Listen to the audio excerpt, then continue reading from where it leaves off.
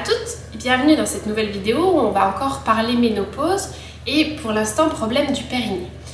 En ce qui concerne la ménopause, c'est comme pour la grossesse, c'est comme pour après l'accouchement, c'est comme pour à chaque moment de sa vie.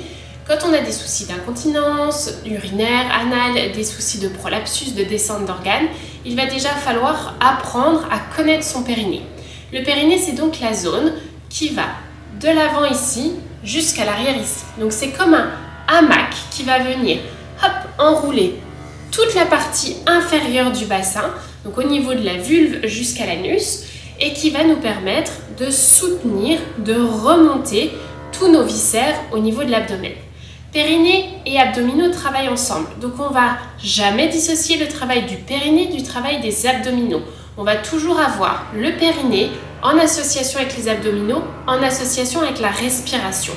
Après, c'est un problème de coordination. Donc c'est ça qu'il va falloir déjà apprendre à connaître, à apprendre à contracter son périnée correctement pour pouvoir ensuite faire des exercices un petit peu plus fonctionnels, un petit peu plus actifs et récupérer son périnée. Donc pour connaître son périnée, on va venir s'asseoir en tailleur. On va soulever hop, les os des fesses un petit peu ici pour avoir une assise qui est confortable. On va mettre son poing fermé au niveau de la vulve. Donc je vais passer mon poing pour venir m'asseoir dessus et avoir la sensation que quelque chose est en train de pousser sur l'urètre, donc sur la fin de la vessie. C'est presque la sensation qu'on a envie d'avoir lorsqu'on a envie de faire pipi et qu'on n'arrive pas trop à se retenir. On a comme envie de venir mettre une petite pression à cet endroit-là, et bien c'est là que je voudrais votre poing. L'autre main ici va venir s'installer sur le ventre. Et on va commencer par respirer, juste pour pouvoir sentir le mouvement du ventre avec la respiration. Donc on va inspirer et laisser aller son ventre.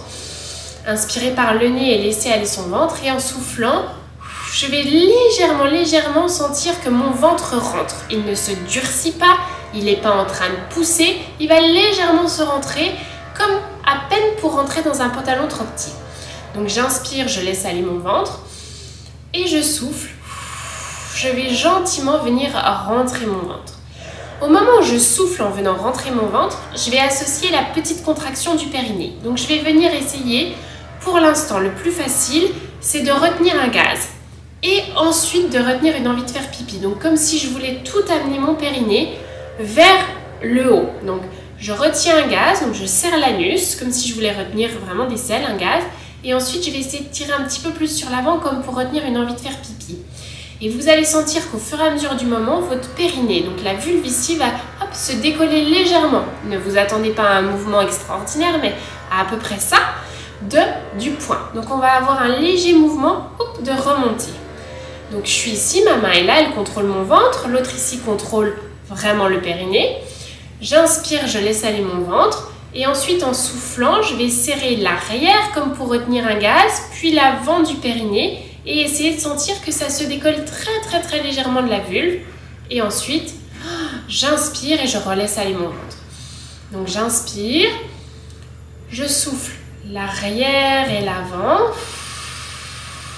Mon ventre rentre légèrement et j'inspire et je relâche tout.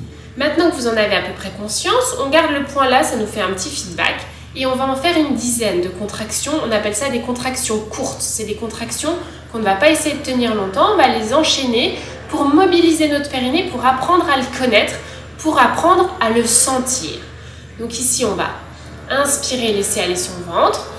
Je souffle, je serre un gaz, je retiens une envie de faire pipi. Et j'inspire, je relâche tout. Et on recommence. Je souffle, le gaz, l'envie de faire pipi. Mon ventre rentre légèrement. Et j'inspire, je relâche mon périnée, je relâche mon ventre. Encore une fois, je souffle l'arrière, l'avant, je viens légèrement rentrer mon ventre et j'inspire, je relâche tout. On en est à 3. N'hésitez pas à vous réasseoir si vous commencez à sentir que ça tire un petit peu. On inspire, on laisse aller le ventre. Je souffle l'arrière, l'avant, je rentre légèrement le ventre et j'inspire, je relâche tout. Encore 6, on inspire, le ventre se laisse aller, je souffle l'arrière, l'avant du périnée, le gaz, l'envie de faire pipi, mon ventre rentre légèrement et j'inspire, je relâche. On en est à 5, encore 5 du coup, On inspire, on laisse aller le ventre. On souffle l'arrière, l'avant. Et on inspire. On relâche tout. On inspire, on laisse aller. Vous voyez, je fais des grandes pauses entre chaque. Je souffle l'arrière, l'avant. Mon ventre rentre légèrement. Et j'inspire. Je relâche mon ventre. Encore 3. On souffle l'arrière, l'avant. Mon ventre rentre. Et j'inspire. Je relâche tout. Encore 2. On inspire, on souffle l'arrière, l'avant. Le ventre rentre. Et on inspire.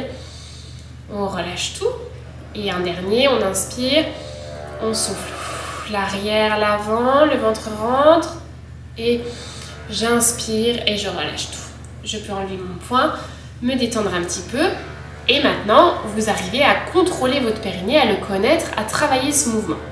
N'hésitez pas à faire ce mouvement plusieurs fois cette semaine pour bien le sentir. Sentir qu'on a un mouvement qui fait ça sur chaque contraction, qui fait ça sur chaque relâchement. On doit sentir que quand j'inspire et que je relâche mon ventre, ça vient s'étendre sur mon poing. Mon périnée vient se relâcher sur mon poing. Et quand je souffle, il vient se décoller un petit peu. Quand j'inspire, il se détend, il se relâche dessus. Je souffle, il remonte. Ça plusieurs fois, comme ça la semaine prochaine, on va commencer à travailler un petit peu plus long au niveau de ces contractions, à venir faire ce même mouvement, mais à le tenir sur plusieurs respirations pour ensuite pouvoir l'intégrer dans des exercices un peu plus fonctionnels et ensuite avoir cet automatisme qui va se faire dans une séance de gym spécifique ménopause sans avoir besoin d'y penser parce que votre périnée aura pris l'habitude de se contracter tout seul. L'idée, ça va être que vous allez continuer à faire du sport parce que la ménopause demande de faire beaucoup d'exercices pour éviter d'avoir des symptômes, pour limiter l'ostéoporose, les risques cardiovasculaires. Donc il faut continuer à faire du sport. Et pour faire du sport, on doit avoir notre périnée qui se contracte automatiquement pour éviter les fuites ou les descentes d'organes. Donc il faut qu'on entraîne ce périnée un petit peu tout seul, qu'on le connaisse, qu'on arrive à le contracter, qu'il devienne automatique. Puis ensuite, on va pouvoir faire du sport avec une contraction automatique de ce périnée sans avoir besoin d'y penser. Donc je vous laisse pratiquer un peu cet exercice. On se retrouve la semaine prochaine pour travailler sur des contractions plus longues. Et puis si vous avez des questions, comme toujours, vous n'hésitez pas à les laisser en commentaire ici, sur Instagram, sur Facebook. Et on se retrouve donc la semaine prochaine pour des contractions un peu plus longues. À très vite, ciao ciao.